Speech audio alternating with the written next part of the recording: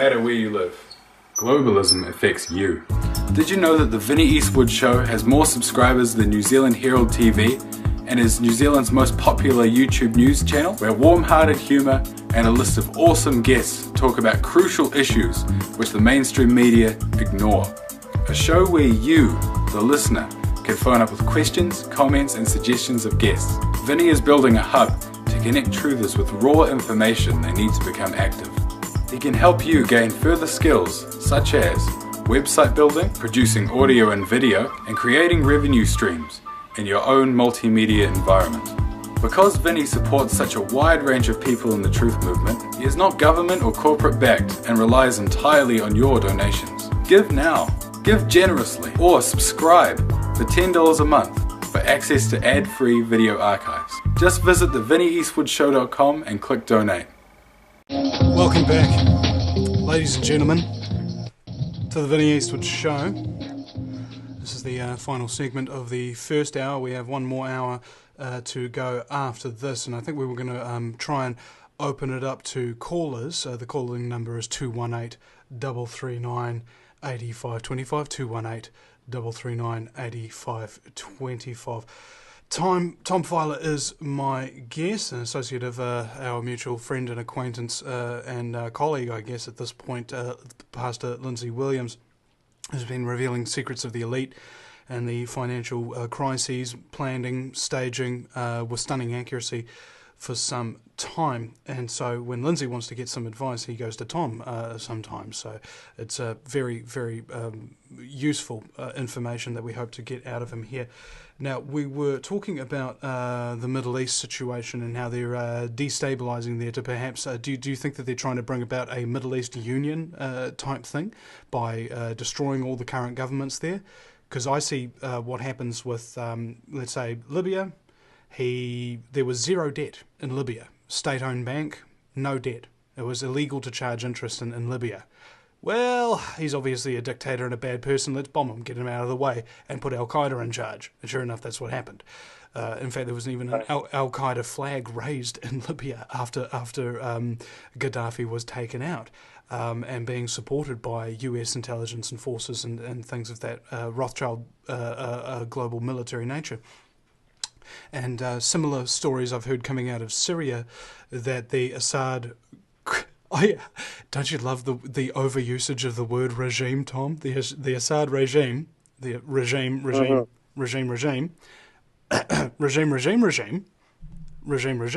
all right? There's so much repetition that goes into it, so it instantly makes me think, okay, they're trying to brainwash me and they're trying to propagandize me into thinking this guy's a regime. So who is he really? And it turns out very similar situation to Libya. Very little debt and high education among women and general peace in the streets and things like that. So naturally he's a dictator, so we have to take him out.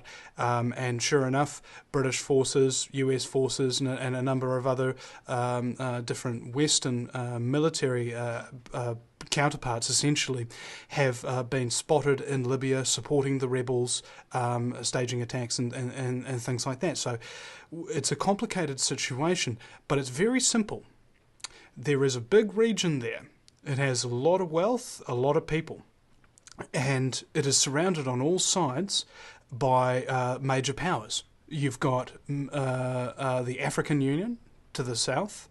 You have the massive forces of China to the east, and you have Russia to the north, and of course you have the European Union to the west.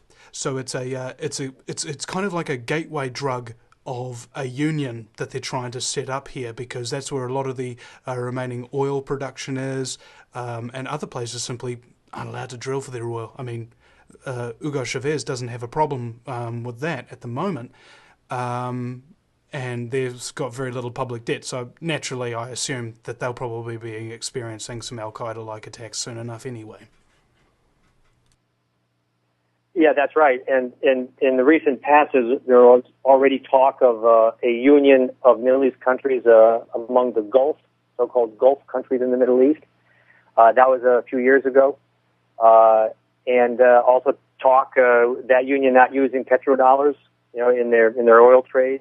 So, again, ideas begin, and then they, of course, take seed over time, like what's happened with the EU. But talking about different relationships. Well, no sooner did the Morsi government take power than President Morsi went and he visited Iran and spoke to them, and so that's a kind of a new relationship that's built there. And there was even talk that Egypt may want to build nuclear power, and talk that maybe they could have some sharing of information with Iran. So that's one thing that people need to watch for very, very carefully and kind of Google back and try to get some background information on that. But that's something that's been discussed. Also, I'm going to make a statement here, and I'm not sure we can explain everything on the show today, but I think there may be some things people want to just kind of keep in their minds and watch out for. But President Morsi of Egypt also went and spoke with the Chinese leadership, and they're looking for loans from China. Also, and again, here's one of those fingerprints that you need to kind of notice out there. No sooner had the Morsi government taken power than the IMF has knocked on the door of Egypt now, and they want to begin to offer loans to Egypt, a la what they've been able to do over there in Europe. You see, so these are just some of the fingerprints of what's happening there. Now, one thing that I don't think, Vinny, I've heard this question asked, though I don't get out much perhaps, and maybe some people have asked it, but the Egyptian military has always been, even under the shadow of Mubarak, has always been a very powerful institution unto itself. And I think we saw the specter of, even after Mubarak fell, the Egyptian military remained very, very strong and were very strongly influencing events and the shaping of the situation in Egypt. But then all of a sudden, the Egyptian military surrendered, so to speak, to the Morsi government without a shot being fired. And you wonder, how that happened. So now you've got the Egyptian military under the control of Morsi, and of course, formerly, or perhaps still, the Muslim Brotherhood. But how did that happen? And if you take a look at, again, fingerprints right here, that was actually U.S. policy. And I think one of the questions, or one of the examples you might use is a lion without its teeth is powerless. And so what has happened in Egypt was back in December, and this kind of weaves in the value system of America versus other countries in the global world order. Back in December 2011, the U.S. Congress passed legislation contingent, or Egypt receiving military arms contingent on their new government protecting freedom of expression, freedom of association and religion, and guaranteeing due process of law. So the Congress said that whatever new government's going to take over in Egypt, they're not going to get military aid unless they follow some of these, what are U.S. values. That was in December 2011. In March of 2012, the Secretary of State of the United States waived these requirements. So once again, just as back in 1994, the U.S. government waived human rights requirements with our relationship or trade with China, in March of 2012, the Secretary of State waived these regulations that were passed by Congress in December 2011 under the pretext of national security. In June of 2012, the Secretary of State said, quote, the Egyptian military must hand over power to Egypt's presidential winner. That was in June 2012. And then just a few months ago in July, the Secretary of State prodded the Egypt military to hand over power to the civilians, now government under control by Morsi. And what simply happened there, why did the Egyptian military just give up power to the Morsi government? It was very simple, going back to the example of a lion without teeth. has no power. Well, a military without weapons also has no power. And so, of course, the U.S. was the largest and predominant supplier of weapons to the Egyptian military. And indeed, the Egyptian military, I believe, were trained. I believe one of their prime directives is to protect the president. Which I found it very interesting. I was watching this revolution take place. I was like, yeah, right. Revolution of the stomach, more like. Whole bunch of people incredibly starving, food prices doubled. No wonder they're angry. They get out there and they blame Mubarak for all their problems. And sure enough, they start to accept a military dictatorship for a short period of time before they hold elections to elect a non-secular Muslim Brotherhood organization, which allegedly was even founded by the CIA in order to recruit the best and the brightest in the Muslim world to use them to control the Middle East. Yeah. So it's a one-step, two-step, three-step world. It's one of my favourite sayings, Tom, is it's a tangled web we weave. Oh, a tangled, tangled web indeed.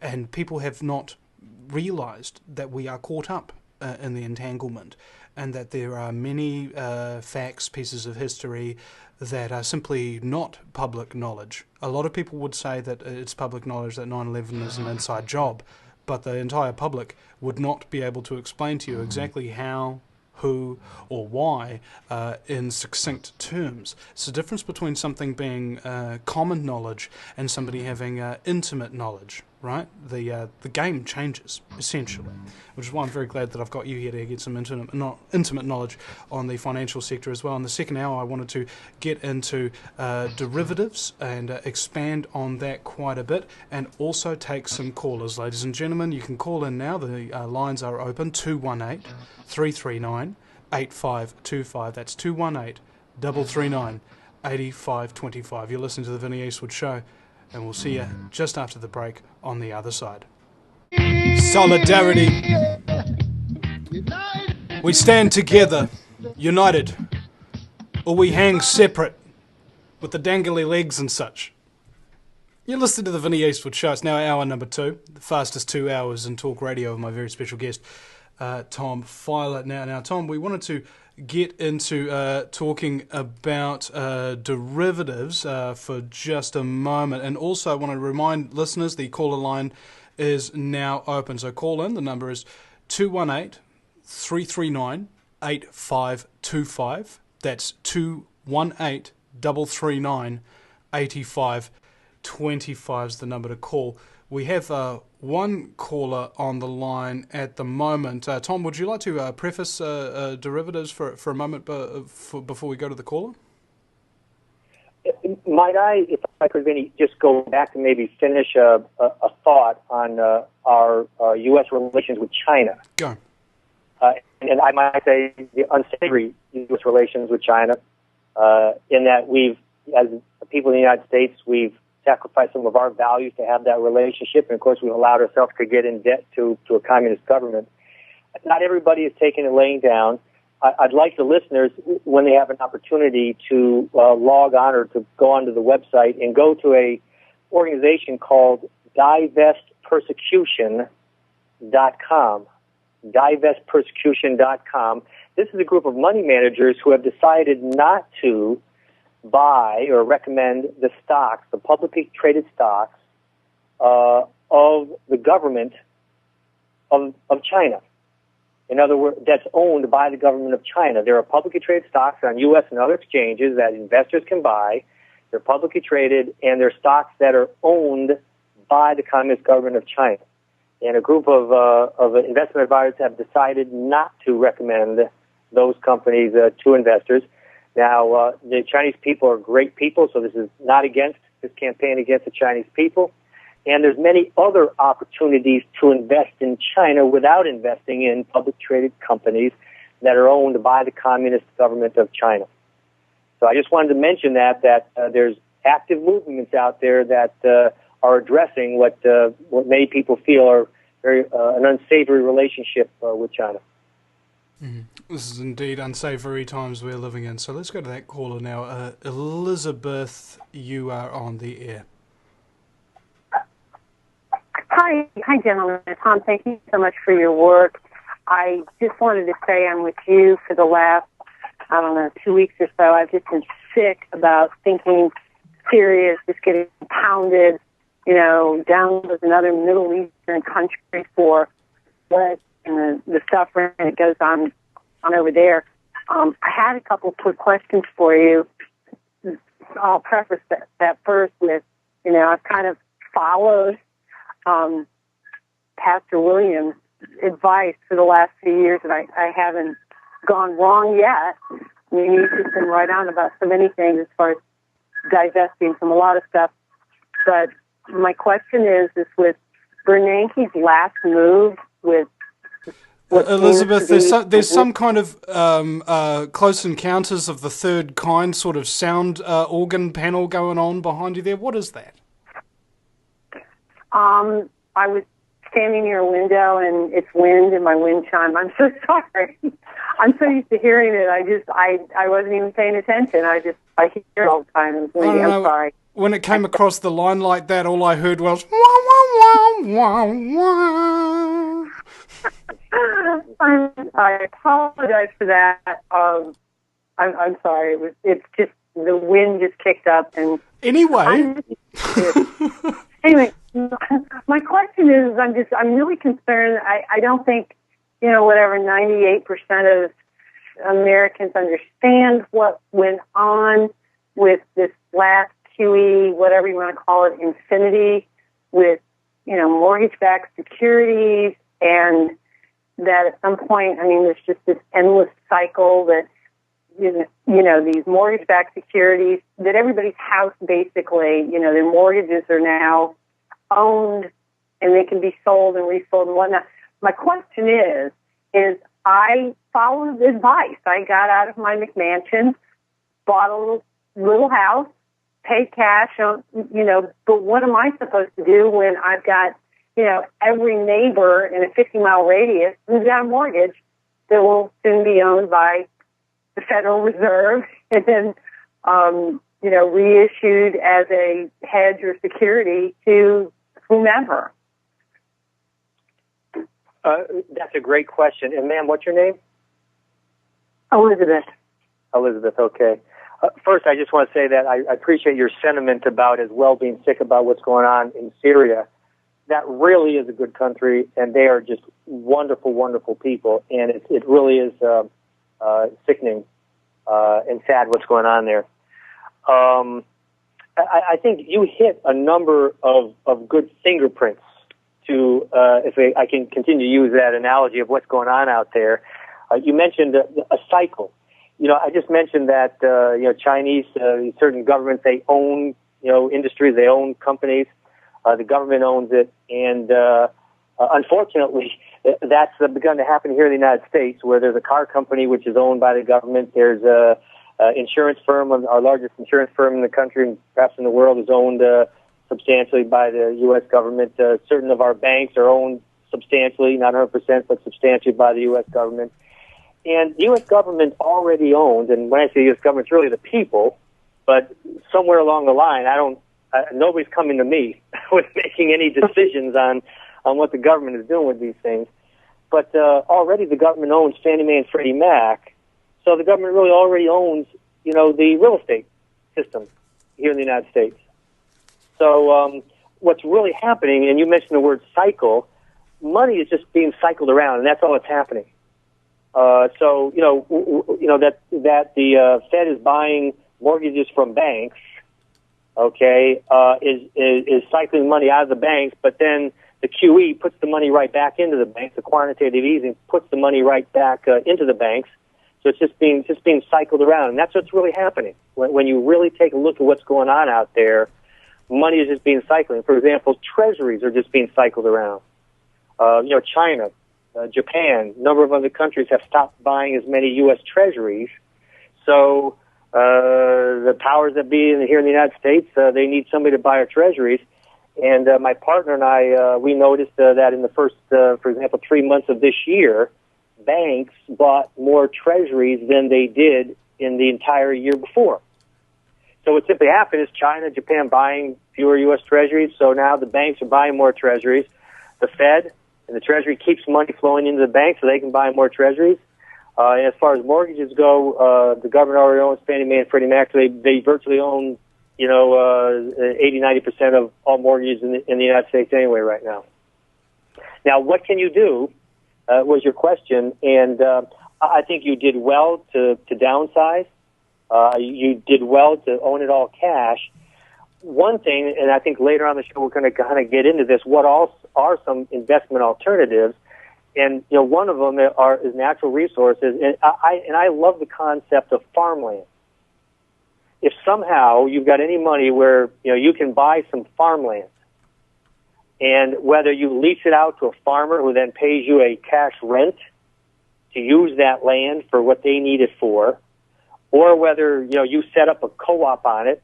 There are food co-ops that have popped up all over the country. I think that there is a revolution in American farming and in the way people want to buy food. People today want to go to a farm and they want to pick food. They want to know where their food comes from. They want to know where it's grown.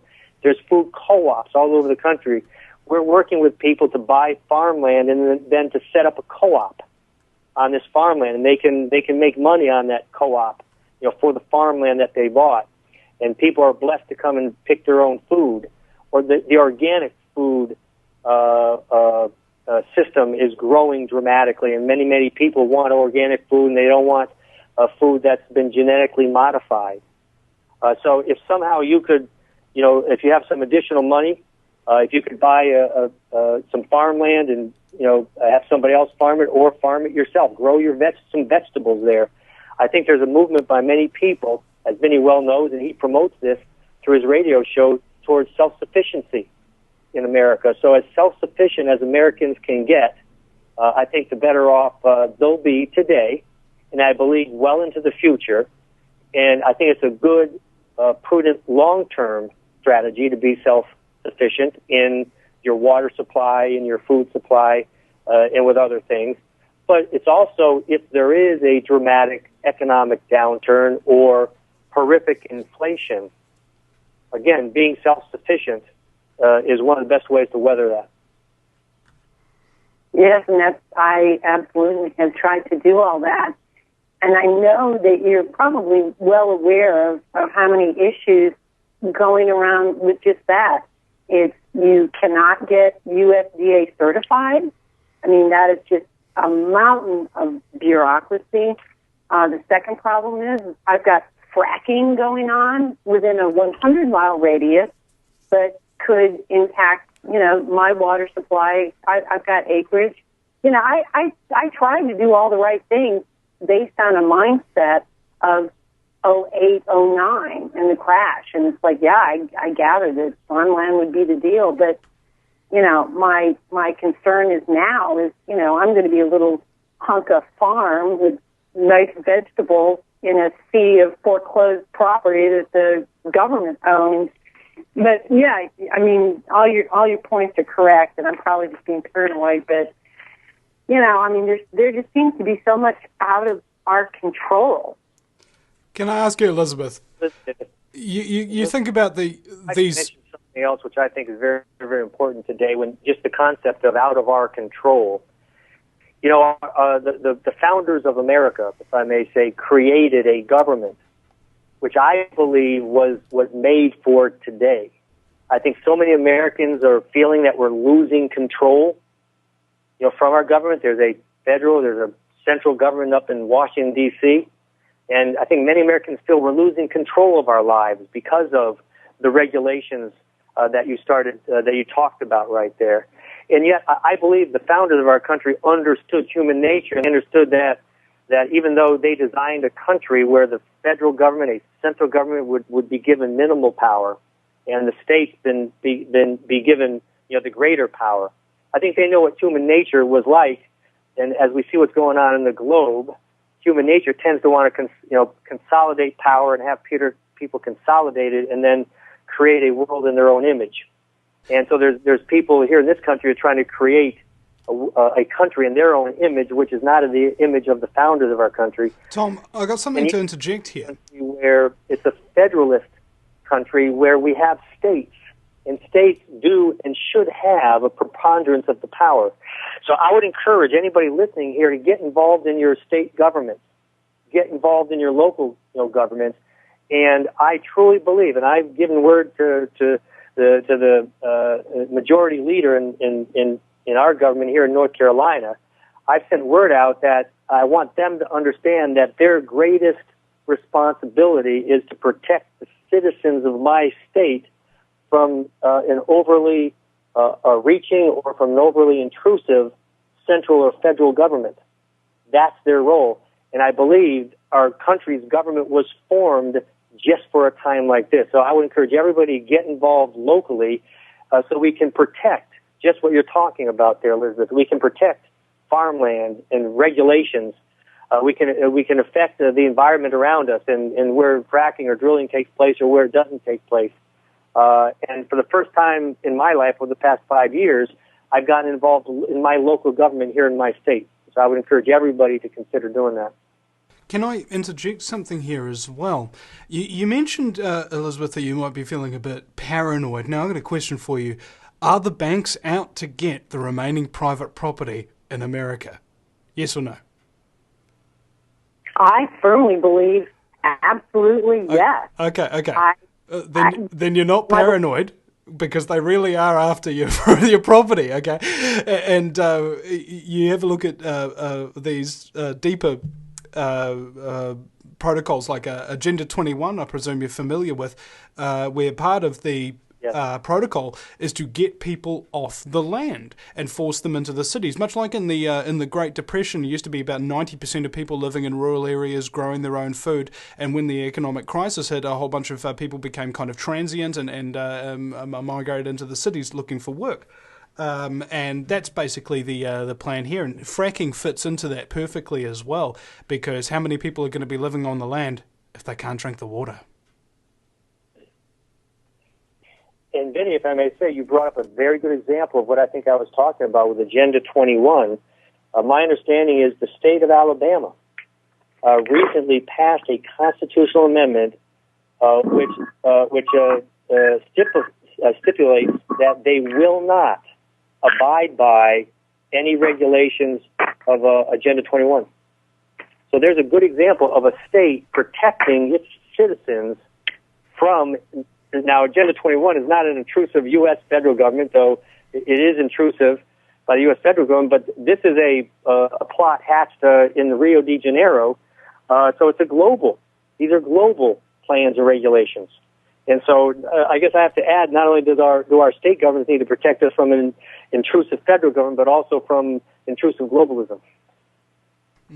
Well, this is the case, and in Rio de Janeiro in 1992, it was on Prince Philip's, not Prince Philip, what was his name? Prince Charles's private yacht in the Rio de Janeiro harbour, where they invited all the dignitaries on in secret to sign this document. It signed countries up to it.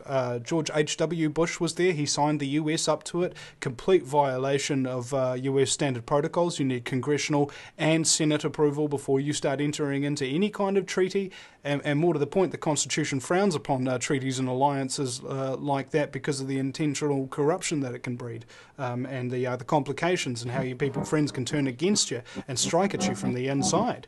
And even the New Zealand Prime Minister at the time, Mr. Jim Bolger, who's since become High Commissioner of New Zealand in Monaco or something like that, living it up. That's the reward that you get for selling everyone else out. We'll be right back after the break at thevinnieeastwoodshow.com. Elizabeth, thank you very much for your call.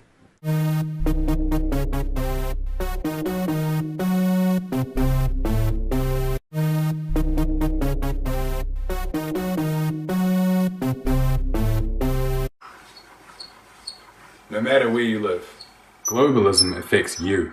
Did you know that the Vinny Eastwood Show has more subscribers than New Zealand Herald TV and is New Zealand's most popular YouTube news channel, where warm-hearted humour and a list of awesome guests talk about crucial issues which the mainstream media ignore? a show where you, the listener, can phone up with questions, comments and suggestions of guests. Vinny is building a hub to connect truthers with raw information they need to become active. He can help you gain further skills such as website building, producing audio and video, and creating revenue streams in your own multimedia environment.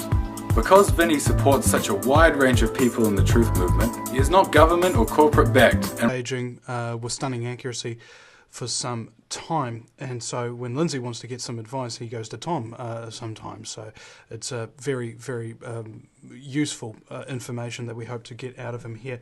Now, we were talking about the Middle East situation and how they're destabilizing there to perhaps, do you think that they're trying to bring about a Middle East union type thing by destroying all the current governments there? Because I see what happens with, let's say, Libya. There was zero debt in Libya. State-owned bank, no debt. It was illegal to charge interest in Libya. Well, he's obviously a dictator and a bad person. Let's bomb him, get him out of the way, and put Al-Qaeda in charge. And sure enough, that's what happened.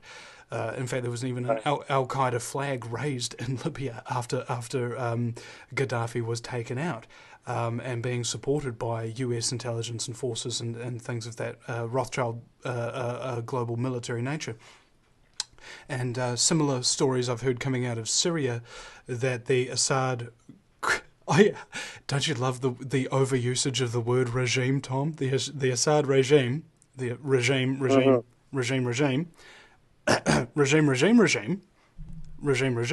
all right, there's so much repetition that goes into it, so it instantly makes me think, okay, they're trying to brainwash me and they're trying to propagandize me into thinking this guy's a regime. So who is he really? And it turns out very similar situation to Libya. Very little debt and high education among women and general peace in the streets and things like that. So naturally he's a dictator, so we have to take him out. And sure enough, British forces, US forces and a number of other different Western military counterparts essentially have been spotted in Libya supporting the rebels, staging attacks and things like that. So it's a complicated situation, but it's very simple. There is a big region there. It has a lot of wealth, a lot of people, and it is surrounded on all sides by major powers. You've got the African Union to the south. You have the massive forces of China to the east, and you have Russia to the north, and of course you have the European Union to the west. So it's kind of like a gateway drug of... relies entirely on your donations. Give now, give generously, or subscribe for $10 a month for access to ad-free video archives. Just visit thevinnyeastwoodshow.com and click donate. Welcome back, ladies and gentlemen, to the Vinny Eastwood Show. This is the final segment of the first hour. We have one more hour to go after this, and I think we were going to try and open it up to callers. The calling number is 218-339-8525, 218-339-8525. Tom Fyler is my guest, an associate of our mutual friend and acquaintance and colleague, I guess, at this point, Pastor Lindsay Williams, who's been revealing secrets of the elite and the financial crises, planning,